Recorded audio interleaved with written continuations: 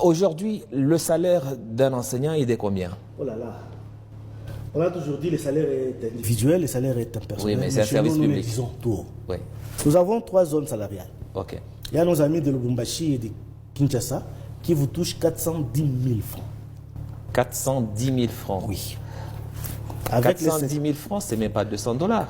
Non, c'est ce que le gouvernement nous donne. Parfois, quand nous nous mettons à décrier la situation misérable que traverse l'enseignant, vous dites, les enseignants aussi exagèrent. Donc, là, si je comprends bien, oui. les mieux payés chez les enseignants, c'est de Lubumbashi et de Kinshasa, Oui.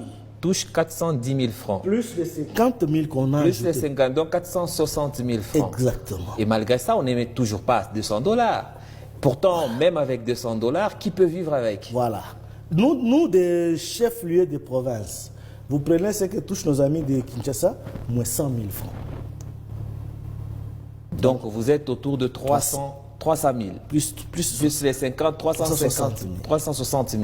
Et vous allez, ceux qui sont dans le territoire, ce que moi je touche, moins 100 000. Ceux qui sont dans les territoires, 260 000. Ok. Vous voyez au moins? Même- Donc, ceux qui sont à l'intérieur, non, doucement, vous nous faites une révélation qui nous fait mal à la tête. Voilà. Ceux qui sont à Kassaji, Oui.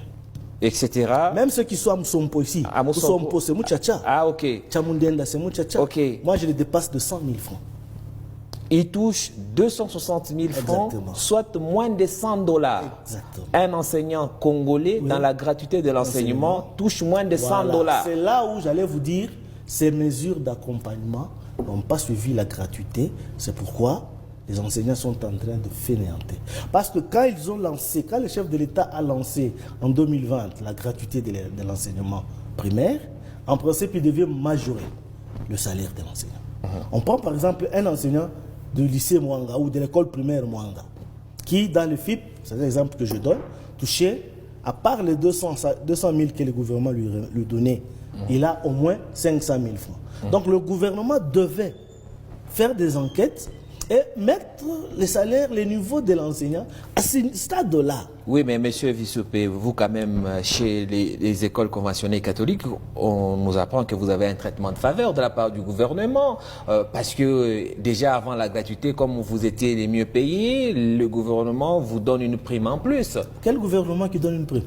Le gouvernement congolais, pour les écoles catholiques en tout cas. Non, mon frère, ça ce sont des fausses informations. Donc, Vous voulez dire, attendez. Vous voulez dire que même les enseignants des écoles conventionnelles catholiques touchent les 260 000 francs? exactement. Mais quand vous allez par exemple à Lubumbashi, Imara, Twendele, Oui, mais ça c'est les centres urbains, vous nous avez expliqué les il y a ce que nous appelons la prime de gratuité. Ok. Donc à part ce salaire-là que je viens de vous donner ici, Oui. le gouvernement donne à chaque enseignant une prime de Ok. gratuité Et il est qui de est combien? de 80 000 francs. Ne vous fatiguez pas. Pour Moi, que vous et moi qui compreniez, espérais que la pour prime vous est au moins consistante. Non. 80 000 francs, c'est la prime des gratuités. Gratuité que reçoivent les enseignants du primaire. Maintenant, vous ajoutez à ces 360, vous ajoutez 80 000 francs. Ça fait combien? C'est ce que touche un enseignant d'une école publique de la province du Lualaba, à Kolwezi. Donc, ne suivez pas vraiment les réseaux sociaux. Quand on parle de majoration de la prime, c'est un tabou. On parle. Mais pourquoi est-ce que vous avez... Attendez. Oui. J'ai l'impression que nous, les Congolais, nous avons un souci avec la revendication de nos droits. Ok. Cette gratuité, c'est une mesure présidentielle, d'accord, c'est constitutionnel, on est tous Exactement. d'accord. Mais quand on l'applique, vous êtes des parents, vous avez aussi des enfants qui font parfois aussi des universités, etc. Vous avez des charges. Comment est-ce que vous êtes arrivé à accepter une telle chose? Je note juste au passage aussi que entre 2023 et 2025, le franc congolais a quand même perdu sa valeur de près de 42%. Exactement. Ce qui veut dire les 400 000 de 2023, ça ne vaut rien en 2025. Ici, je parle comme syndicaliste. Vous savez, les gouvernements, les membres de ce gouvernement sont des gens, des grands stratèges, des vrais politiciens. Eux pensent qu'en mettant un enseignant dans de telles conditions, l'enseignant va faire un bon travail. Au contraire, on est en train de détruire l'éducation de nos enfants. Justement, on va parler de la qualité de l'enseignement. Nous sommes en train de détruire l'éducation de nos enfants et comme conséquence, c'est ce que nous sommes en train de vivre aujourd'hui. Imaginez-vous, vous pouvez, quand nous sommes allés au mois d'août à Kinshasa 2024, les enseignants ont brandi $500. Il y avait 4 commissions. Dans les 4 commissions, il y avait une commission rémunération, où les enseignants ont dit le gouvernement a suffisamment de moyens, qu'on passe à $500. Là, nous allons reprendre sans problème. Et nous allons supprimer toutes les prises en charge par le parent. Mon frère, imaginez-vous, les ministres, 4 ministres, ont fait avec nous à Bibois 3 jours en train d'engager des discussions et nous avons terminé les assises sans compromis. C'est là où on nous a imposé les 100 000 francs. Nous avons dit, bon, nous nous trouvons devant les autorités, par politesse, allons prendre le coup. Oui, mais vous n'allez pas manger la politesse. Et puis, nous syndicalistes, nous sommes utilisés, manipulés. Vous pouvez prendre une position, comme maintenant ici. Les provinces, toutes les provinces vous sont êtes déjà manipulés, prononcées. vous dites. On nous divise. Okay. On prend. Je peux vous dire que dans l'éducation, il y a 43 syndicats. 43 syndicats pour un seul ministère de l'éducation et nouvelle citoyenneté.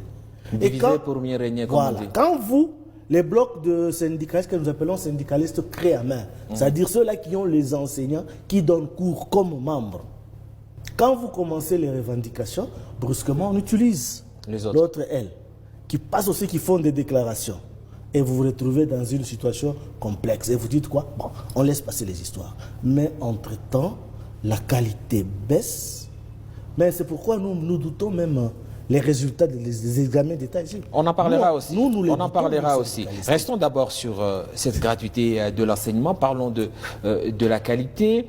Est-ce qu'aujourd'hui, vous le disiez aussi en commentant, en répondant à la précédente question, est-ce qu'aujourd'hui on peut dire qu'il y a encore, notamment dans les écoles catholiques, une bonne qualité de l'enseignement?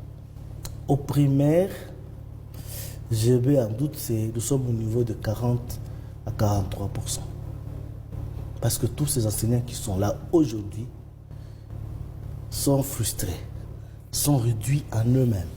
Vous savez, quand les parents nous prenaient encore en charge, le peu que le gouvernement donnait, on suppléait pour avoir le transport et on quittait la maison, on s'est dit, je vais au travail, mes enfants vont rester manger. Mais maintenant, ici, depuis 2020, vous sentez que tous les enseignants travaillent sous des pressions, une forte dépression. Et là, ce n'est pas seulement aux enseignants de Colosie. Là, c'est le niveau national. National, oui. Et comme les enseignants travaillent sous des pressions, pour quelle qualité de l'enseignement?